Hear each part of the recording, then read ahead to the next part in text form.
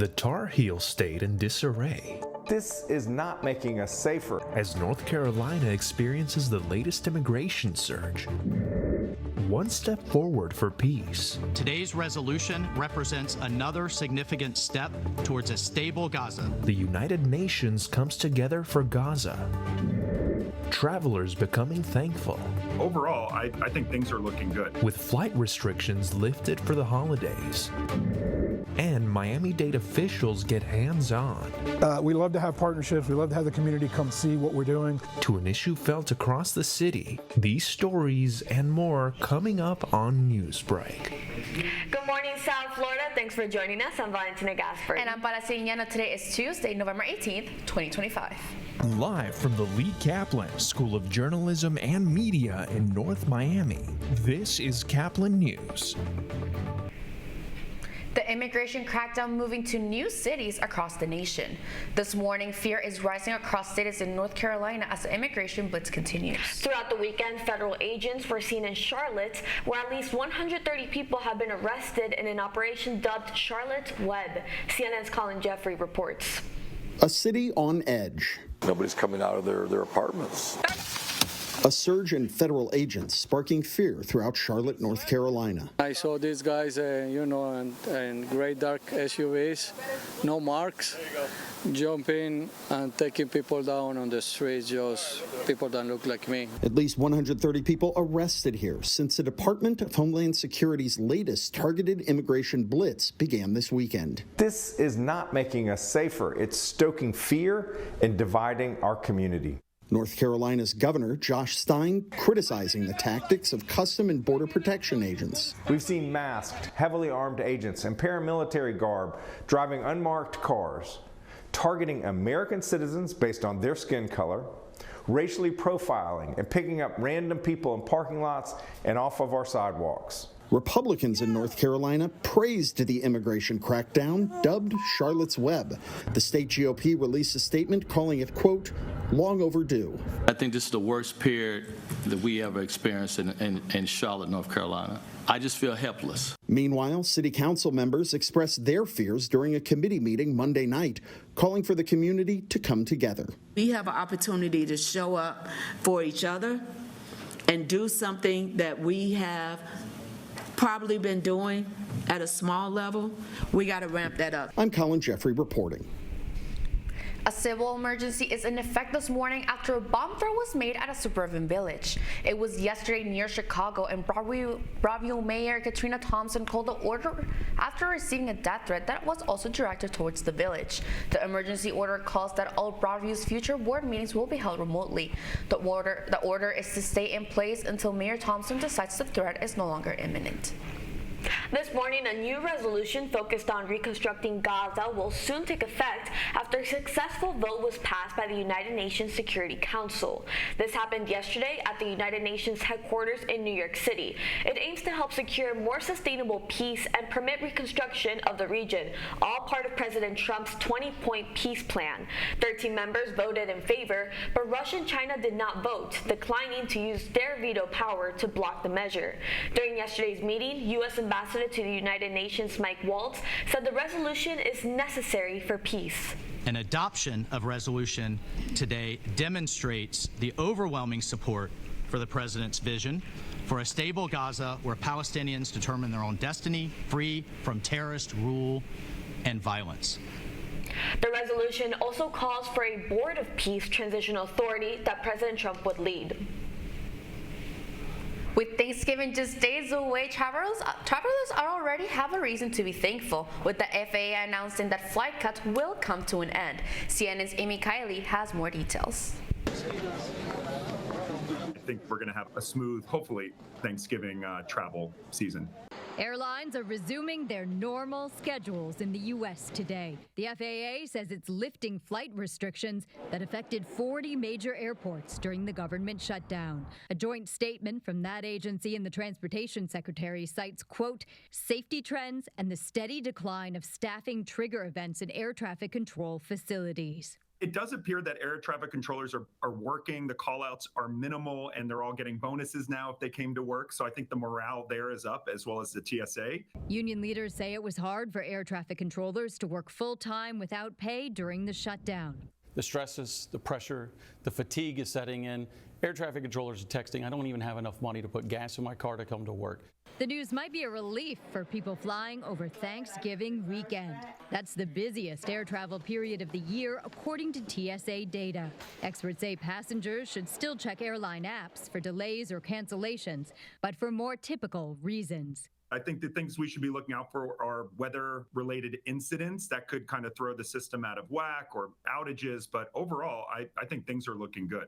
I'm Amy Kiley reporting.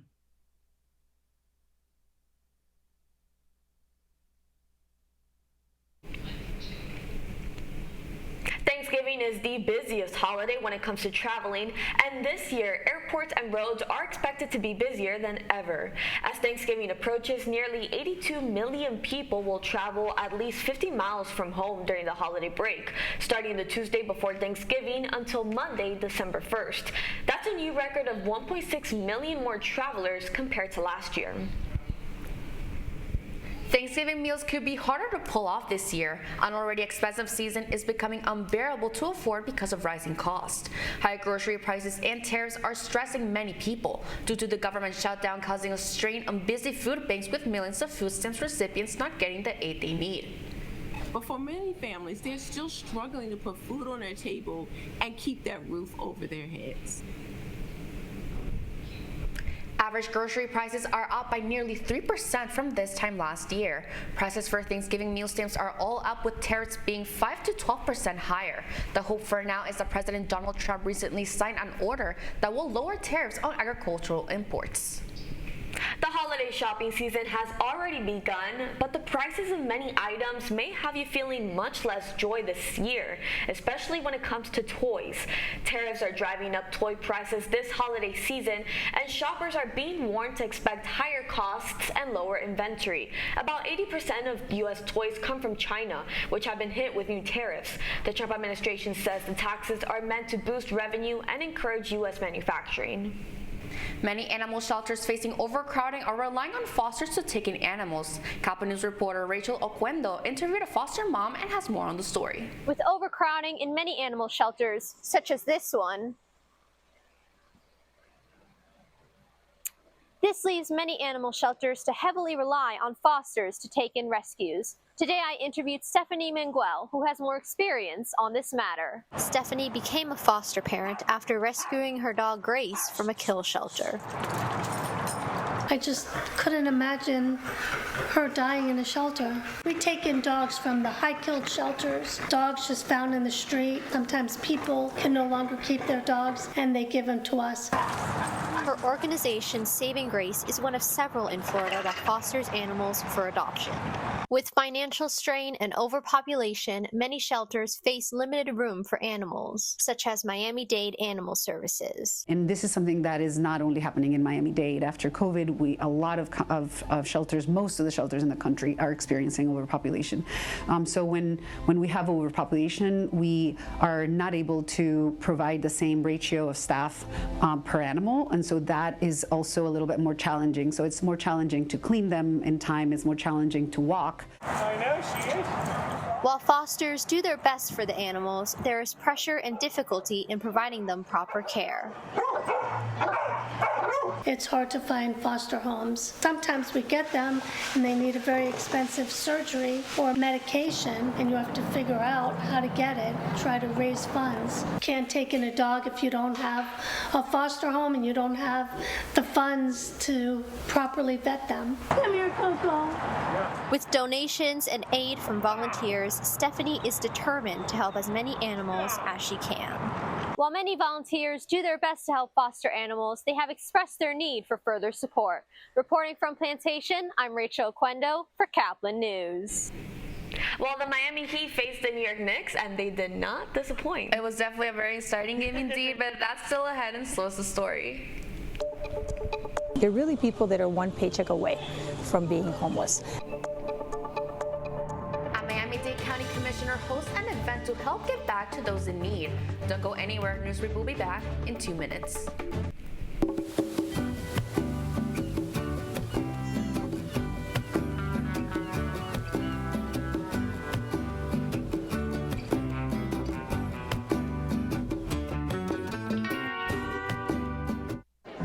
The black truck? Hey, Christina from accounting. Yeah, hi. Hey, I used to date a girl named Christina. Oh, really? Yeah, and then she dumped me for my best friend. You want to see some photos of them that I took? I don't. I thought we talked about this, buddy. Buzz and overshared again? Yeah. Yeah. I'm gonna call a car. That's a smart idea. So yeah, I know, that's why I did it. Hey, you're gonna get back to the top of the mountain. Does that mean I'm gonna get back with Christina? No. Oh. No.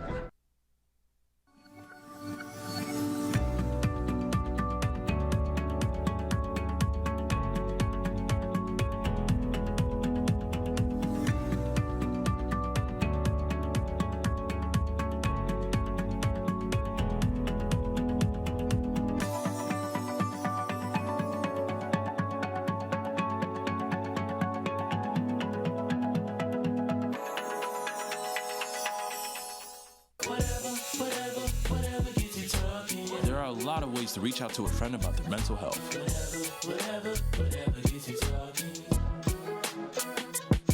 Learn how you can help at seizetheawkward.org. Bill is a family man. He invests his money wisely and provides a good life for his children. Just one problem. He often opens emails from senders he doesn't know, and his computer is not password protected. One day, Bill checked his bank account and 94% of malware attacks originate from emails. Don't be like Bill. Take your cybersecurity seriously. A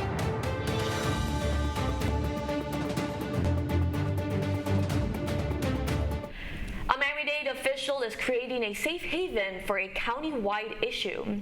As housing prices across South Florida continue to rise, many are unable to make their ends meet, pushing the Miami-Dade County Commissioner to act. And Caplin News reporter Adrian Diaz-Alejo has more. The holiday season fast approaches, but the struggle of affordability in South Florida have left many without homes. As a response, Miami-Dade County Commissioner Raquel Regalado joins with Chapman Partnership South in efforts to feed and bring awareness to the homelessness issue at hand.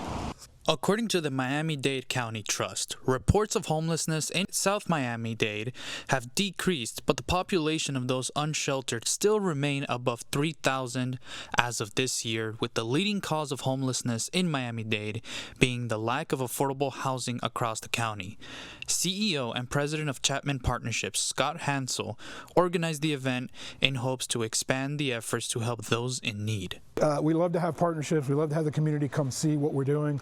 We're the largest provider of emergency assistance, emergency shelter in Miami-Dade County. We've had about 145,000 people come through this system. Right now we have about 1,000 people a day that we're helping to find jobs, that we're helping to find housing, and connect them back to the community. Commissioner Regalado joined the effort by volunteering with her team to feed those in the shelter, ranging from children to the elderly. Regalado emphasizes that tackling the issue of homelessness in Miami-Dade begins with clarifying the root cause of the high prices, not the individuals. Whenever we talk about the unhoused or homelessness, I think people in most of Miami-Dade County are a little misinformed. One of the things that we're seeing in Miami-Dade County is the growth in the homeless population has been with seniors, and we've also seen a spike with families. So it's not bipolar people or drug addicts or the people that you see in the street. They're really people that are one paycheck away from being homeless. Regalado then presented a check to the Chapman Partnership to further assist and met with multiple of South Miami's mayors to coordinate efforts to help families in need. Reporting from Homestead for Caplin News, I'm Adrian Diaz-Alejo. Panthers fans, myself included, waking up celebrating this morning as the team achieved a great victory last night. The Florida Panthers hosted the Vancouver Canucks and were down bad most of the game until goals by Seth Jones and Brad Marchand brought home the win. The final score was Panthers 8, Canucks 5. The Panthers will host the New Jersey Devils on Thursday at 7 p.m. And now going to basketball with a classic rivalry showdown between the Knicks and the Heat. Karl Anthony Towns led the Knicks, but the night belonged to Jaime Jaquez Jr. His baskets kept the Heat on, ensuring they took a fragile lead into the second half. The fourth quarter is where Miami turned up the heat. Jaquez delivered the key assist for Norman Powell to stretch the lead late. The final score was Heat 115, Knicks 113. Up next, the Heat will play the Golden State Warriors at the Kaseya Center tomorrow at 7:30 p.m. You're watching Newsbreak, and we're coming right back.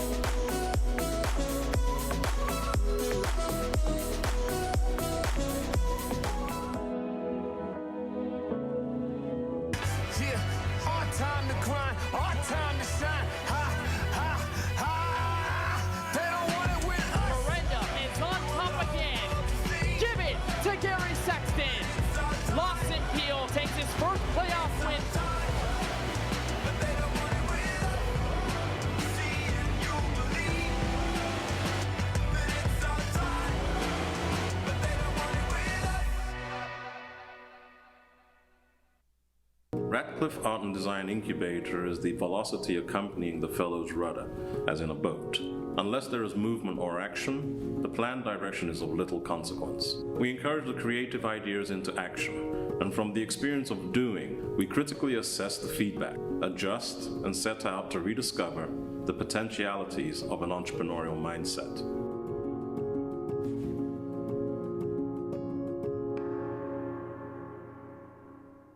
Stem is precise, no margin for error. Dare to forget that. Dare to have fun with it. Get weird with it. Dare to send those old STEM theories flying past the neighbor's house into outer space. Dare to program something internet-breaking, record-breaking. Dare to blow their minds. Dare to learn the difference between sedimentary and metamorphic rock. Go find those rocks. Dare to keep daring. Dare to STEM. Check out She Can STEM to get started. We have breaking news from Low Deepin Park, where the funeral for Miami-Dade County Deputy Devin Jaramillo has begun. You'll remember Deputy Jaramillo was shot and killed in the line of duty earlier this month. His death came during a traffic stop near Southwest 128th Street and 122nd Avenue on November 7th. Deputy Jaramillo was a former Coral Gables police officer who joined the Miami-Dade Sheriff's Office last year. The man who murdered Deputy Jaramillo later shot and killed himself. We will have a story on Deputy Jaramillo's funeral tomorrow on Newsbreak. And that's all the time we have for Newsbreak. Thank you so much for joining us. I'm Paula Sirignano. I'm Valentina Gaspari. You can get more news anytime at caplinnews.fiu.edu.